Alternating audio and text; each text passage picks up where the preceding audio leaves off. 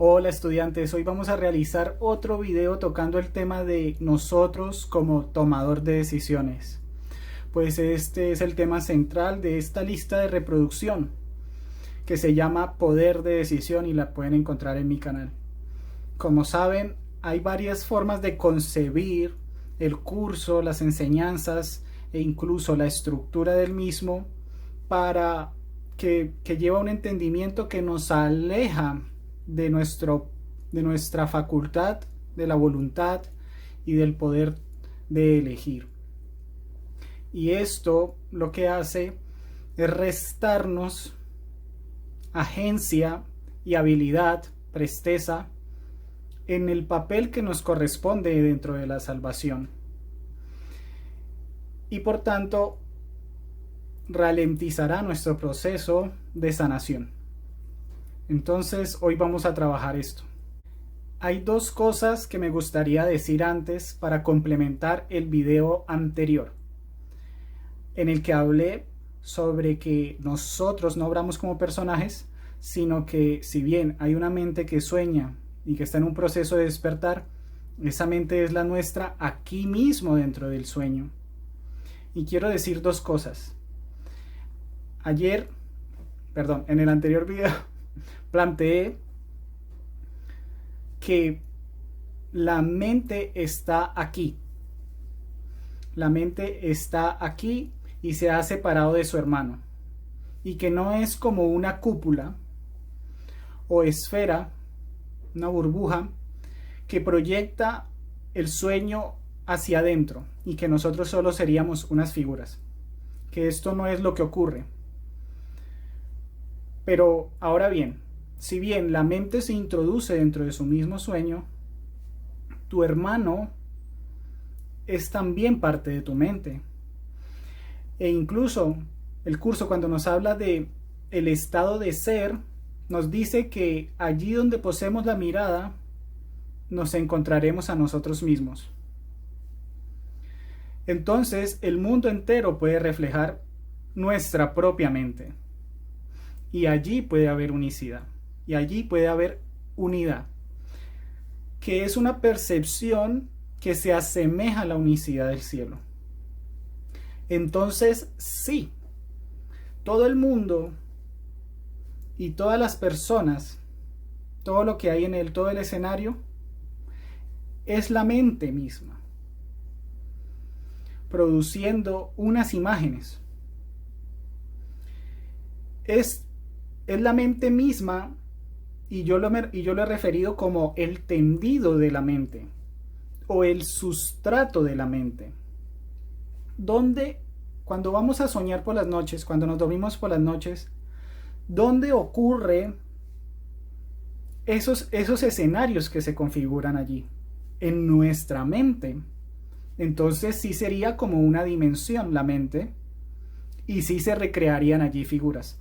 Pero mientras soñamos y esos escenarios ocurren, ¿dónde está el foco, atención y desenvolvimiento de la mente? Está dentro de ese sueño. Entonces, si bien es una especie de lo visualizamos así, simplemente diríamos como el lugar o el tendido mismo de la mente, y produce edificios, está esto, aún así está a la vez su atención dentro, y es por eso que se pueden decir cosas como estamos observando aquí pero no estando aquí, ¿no? Más aún, nuestro espíritu, que es el que comanda la mente, ¿dónde está él? Estaría en el cielo directamente. Entonces, entender estos matices. También he traído una cita para reforzar esto. La cita dice: la tarea del Espíritu Santo es deshacer lo que el ego ha hecho. Lo deshace en el mismo nivel en el que el ego opera. Pues, de otro modo, la mente sería incapaz de comprender el cambio. Esta frase señala precisamente lo que yo quiero decir. ¿Dónde opera el ego?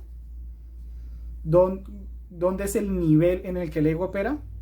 aquí mismo dentro, pues aquí es donde estamos juzgando y declarándonos a nosotros figuras soñadas, víctimas de un guión terrible. Y no es así. Nosotros elegimos cómo percibir, qué ver allí y por tanto cómo nos sentimos. El Espíritu Santo, que está observando pero no cree, puede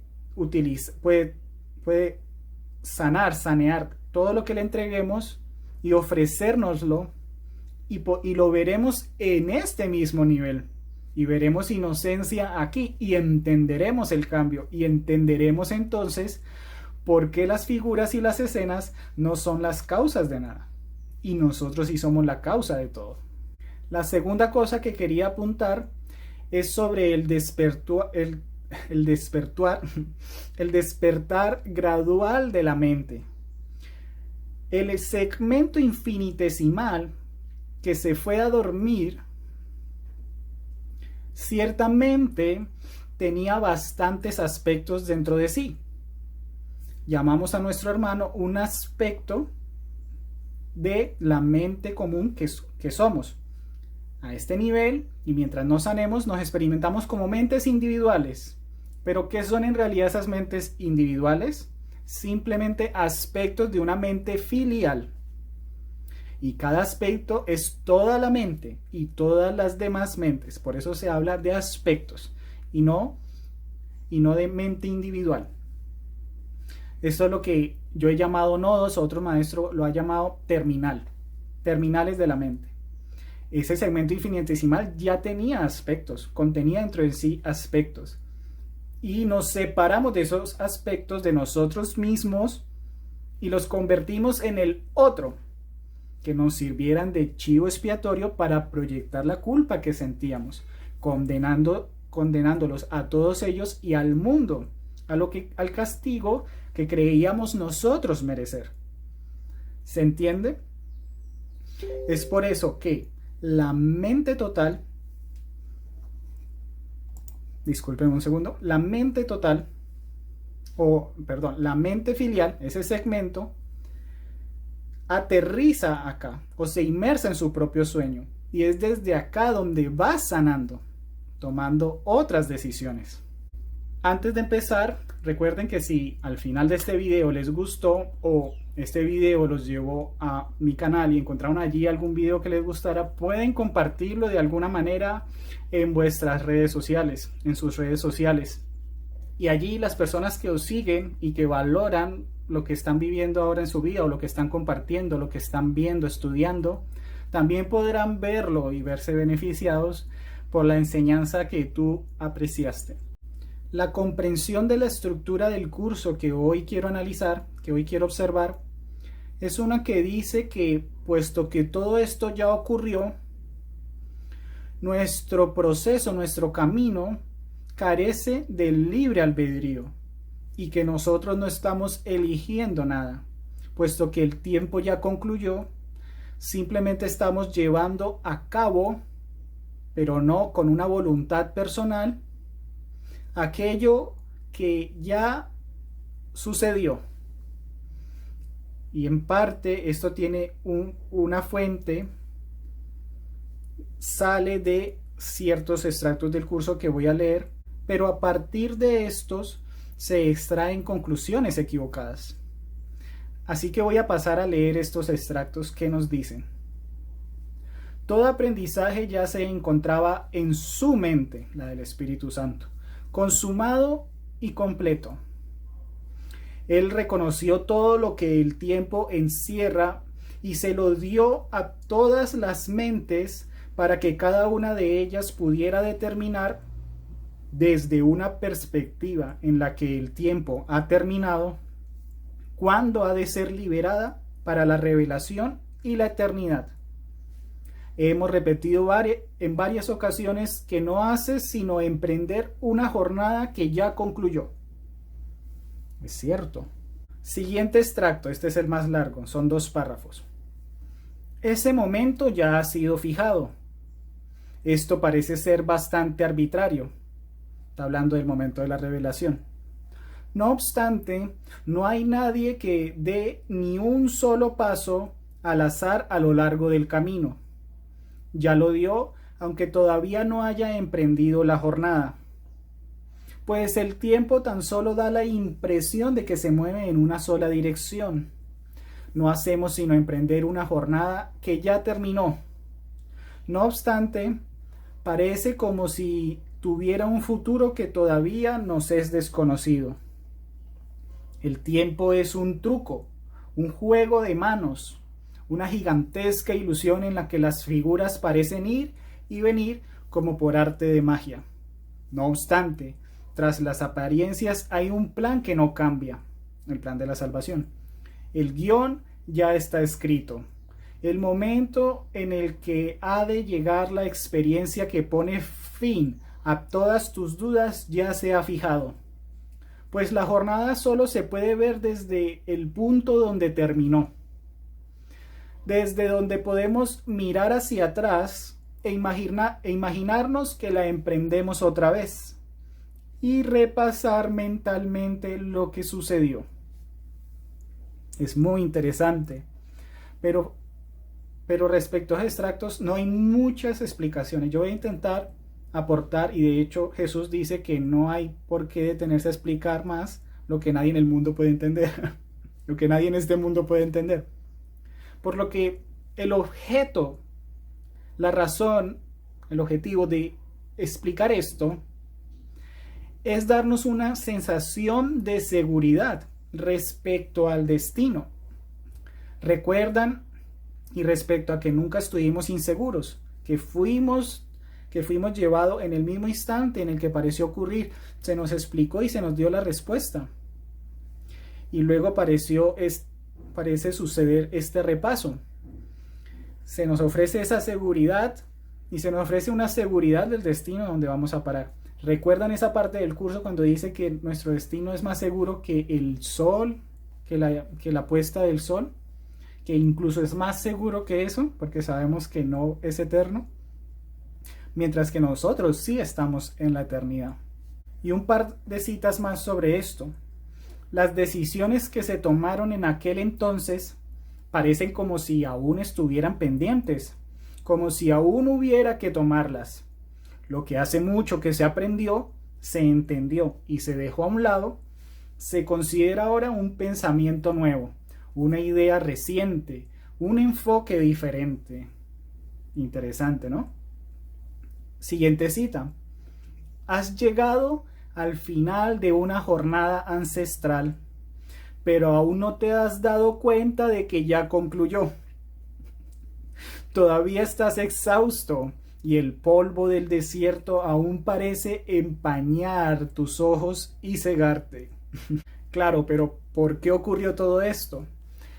Jesús no nos explica expresamente por qué nosotros decidimos imaginarnos que la emprendemos otra vez, o cuál fue la necesidad de eso, o por qué repasar mentalmente lo que sucedió, si se nos presentó ya todo lo enseñado. Pues bueno, en cierta forma hay pinceladas acerca de esto, y yo pienso que se trata de una disonancia divergencia entre la mente, lo que se le presentó a la mente, y lo que optó el corazón de esa mente. Ya, como saben, en otro de mis videos hablo que el corazón es parte de la mente, es un aspecto de la mente, o rasgo. Entonces traje dos citas para mostrar esto. La primera dice: la incertidumbre se llevó ante la certeza. Hace tanto tiempo que es ciertamente difícil seguir abrigándola en tu corazón como si aún estuviera ante ti. Abrigarla en el corazón. Conforme asumas el papel que te fue encomendado, esta es la siguiente cita, la salvación se acercará un poco más a cada corazón inseguro cuyo latir no esté aún en armonía con Dios. Consonancia, alineamiento. Apunté acá. Entonces es una disonancia. Consonancia el antónimo, o alineamiento. Aceptar lo que ya ocurrió. De esto va todo. Como ven, todo este panorama estructural y metafísico que se nos presenta en torno al tiempo, en torno a lo poco que dura, en torno a el volver a hacer algo que ya sucedió, me presenta por lo menos a mí muchas preguntas que no me parecieran tan importantes de resolver si no hubiese ocurrido estas comprensiones equívocas que pueden separar a los estudiantes de su poder de decisión. Entonces, para resolver un poco estas preguntas y traer claridad, indagué en torno al tema de la demora, porque el curso nos está hablando de rapidez, aceleración y demora. Por tanto, si lo que vimos ya nos está planteando que ningún paso se toma al azar y que todas las decisiones ya fueron tomadas y que ahora parece como si se tuvieran que tomar, estamos pues pisando donde ya pisamos, exactamente. Y entonces, ¿por qué se hablaría de demora y de aceleración? Porque en teoría ya no se podría acelerar ni podría haber tampoco demora. Simplemente ocurrirá todo en el tiempo en el que ya ocurrió hace mucho, en el tiempo que, de la manera en que ya se resolvió. Así que vamos a ahondar en esto con una cita sobre la demora. Primera cita: nunca le concedas al ego el poder de interferir en la jornada. El ego no tiene ningún poder porque la jornada es el camino que conduce a lo que es verdad. Deja atrás todas las ilusiones y ve más allá de todos los intentos del ego de demorarte. Siempre que le abres las puertas al ego, menoscabas la bienvenida que le das al Espíritu Santo. Él no se ausentará, pero habrás hecho una alianza contra él. Sea cual sea la jornada que decidas emprender, él irá contigo y esperará. Otra cita más. El único propósito de llegar hasta aquí fue decidir cuál de los dos caminos vas a tomar ahora. El trayecto que te condujo hasta aquí ya no importa, ya no tiene ninguna utilidad. Nadie que haya llegado hasta aquí puede decidir equivocadamente, pero sí puede demorarse. Aquí se refiere al mundo feliz, donde dice que la elección se ve simplificada y por eso nadie puede elegir entre el cielo y el infierno y elegir el infierno cuando lo ve exactamente tal como es. Otra cita más. Sus errores pueden causar demora, de la que se te ha encomendado que lo libres a tu hermano, para que ambos podáis completar una jornada que jamás comenzó. De hecho, nos dice acá que ni siquiera comenzó y que no es necesario finalizar. Lo que nunca existió no es parte de ti. Esto es muy interesante porque primero nos dice, es que ya sucedió y ahora vuelves. Y ahora dice, es que ni siquiera empezó. Esto se debe a que todo el tiempo simplemente duró un instante. Y la jornada a la cual se somete el corazón, a diferencia, esta disonancia que plantea al inicio, es una que es innecesaria, que no es necesario finalizar.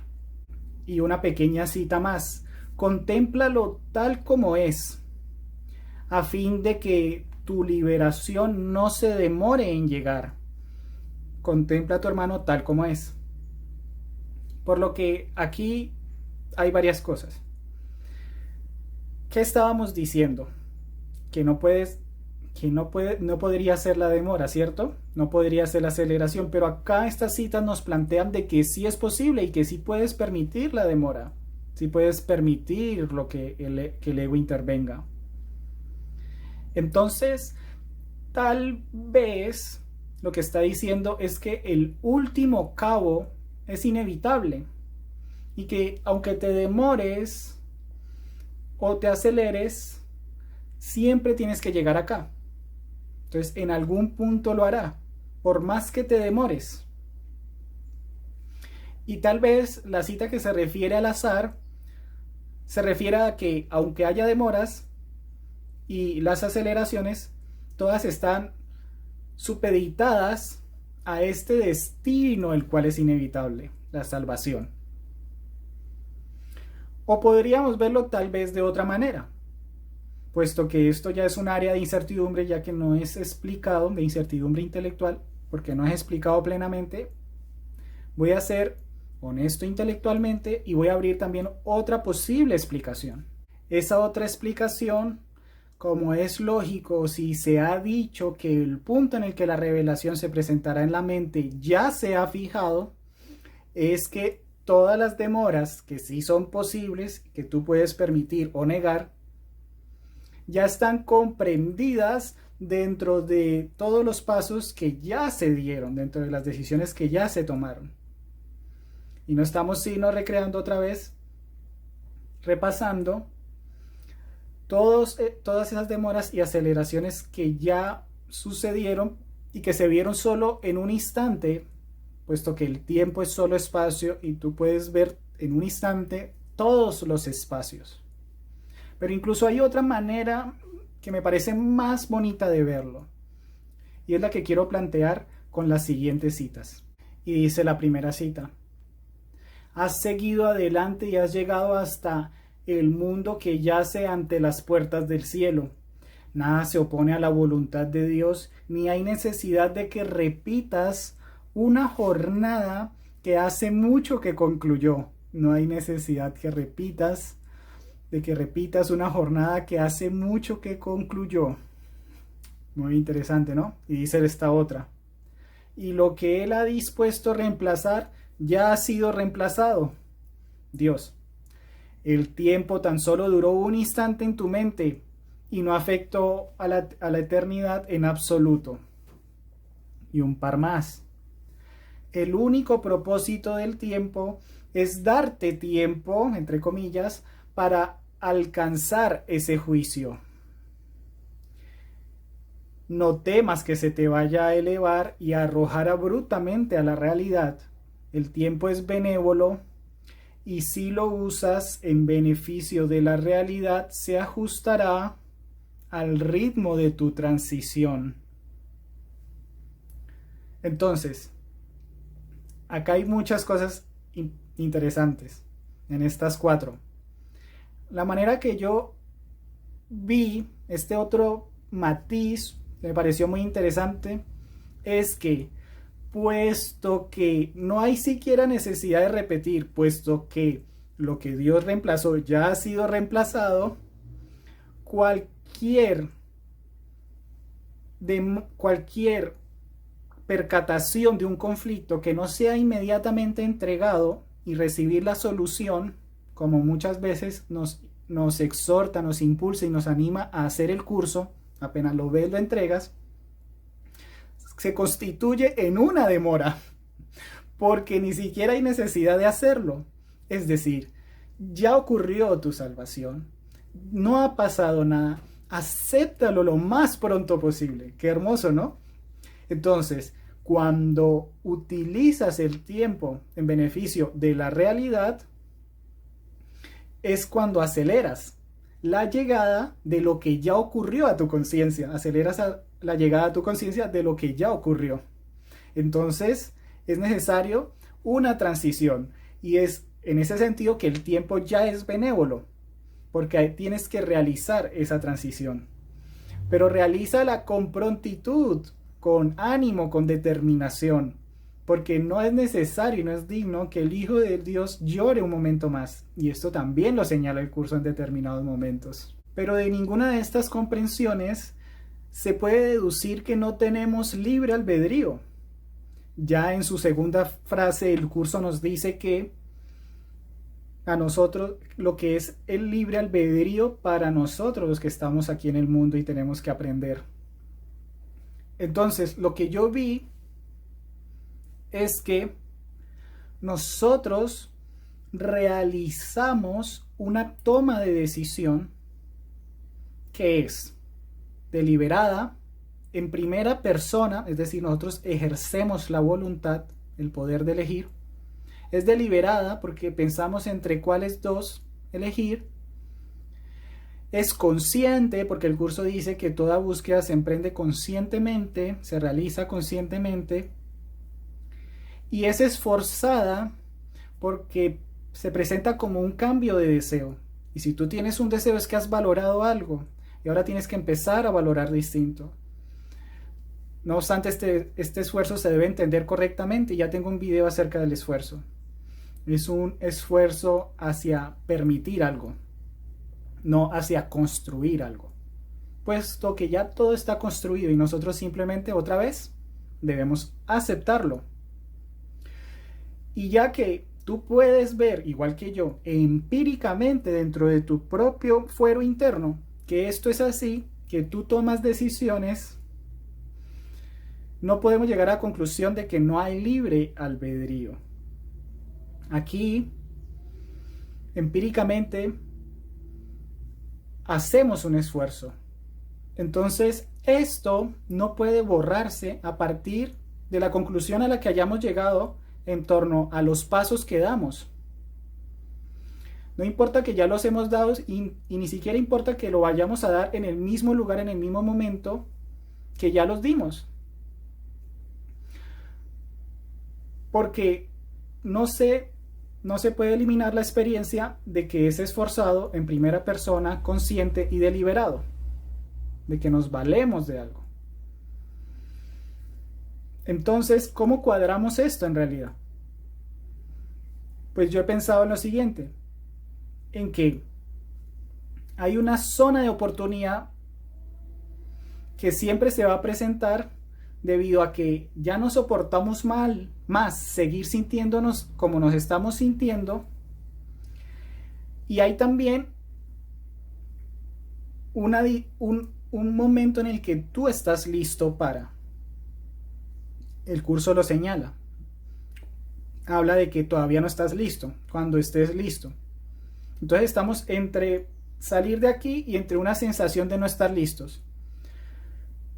Y cuando es suficiente lo que hay acá y la resistencia se ha disminuido, hay una zona de oportunidad, que es como esa zona en la que el sol no está la Tierra, no está lo suficientemente alejada del sol, pero tampoco lo suficientemente cerca, ¿no? Y entonces una zona de oportunidad para tomar una decisión que es consciente, que es deliberada, que es en primera persona, que es esforzada. Ahí es donde el libre albedrío se emplea, se ejecuta, para un cambio, para elegir diferente. Porque el libre albedrío en sí es cualquier decisión que tú tomes. Si tú eliges como tal el ego, vas a permanecer allí. Y hasta que estés listo, vas a elegir distinto. Pero en esa elección distinta es cuando se demuestra esa ejecución de tu parte en primera persona de esa capacidad que tú tienes. Veamos estas dos citas. Tener libre albedrío significa únicamente que puedes elegir lo que quieres aprender en cualquier momento dado. Siempre estás eligiendo, pero cuando ocurra algo distinto, ese cambio será porque tú mismo lo elegiste. Independientemente de cuándo ocurra o si ya está predeterminado de algún modo, una zona de oportunidad, un momento en el que puedas cambiar de decisión. Tú lo eliges y sigue implicando un esfuerzo que podemos comprobar empíricamente. Lo que no puede ocurrir es que, puesto que ya sucedió, haya una fuerza que simplemente nos va llevando y nosotros seamos simples espectadores. Nosotros somos decididores. Y la otra cita, el que todos acepten la expiación es solo cuestión de tiempo. Tal vez parezca que esto contradice su libre albedrío, pero en realidad no es así. Puedes aplazar lo que tienes que hacer y eres capaz de enormes dilaciones. Pero no puedes desvincularte completamente de tu creador. Es decir, que de todas formas lo harás, aceptarás la expiación, lo elegirás por ti mismo. Independientemente de cuánta dilación hayas puesto en medio, y el hecho de que hayas puesto dilaciones ya demuestra tu libre albedrío, puesto que las elegiste y las deseaste a través del ego. El tiempo es todo el ejercicio del libre albedrío, porque se formó por el deseo del corazón de repetir esto, de volver a revivirlo y por tanto eligiendo el ego. Toda dilación ya es una expresión de libre albedrío y toda aceptación también lo es. Como hago en todos los videos, quiero invitarlos a mis otros dos servicios, que son el grupo de Facebook Velocidad de Dios, donde subo artículos que no solo son la explicación al pie de la letra del curso o de temas del curso, sino que traen derivaciones, conclusiones a partir de la enseñanza total del curso y también de mi propio proceso de sanación, de aplicar el curso. Y en la comunidad de Discord Luz de Compañía he dicho que puedo realizar oraciones personalizadas para ustedes, pero es cierto que toda oración personalizada, que para mí supone también una oración escribirlas, sirve para todos los demás estudiantes en algún momento dado, porque todos estamos pasando en diferentes momentos por las dificultades de este camino. Entonces, allí construyo oraciones que son útiles para todos. Además de que puedes compartir tu proceso, te felicitaremos, te alentaremos y te orientaremos. Estos dos servicios, convirtiéndote en mi Patreon desde solo 3 euros al mes. Adiós.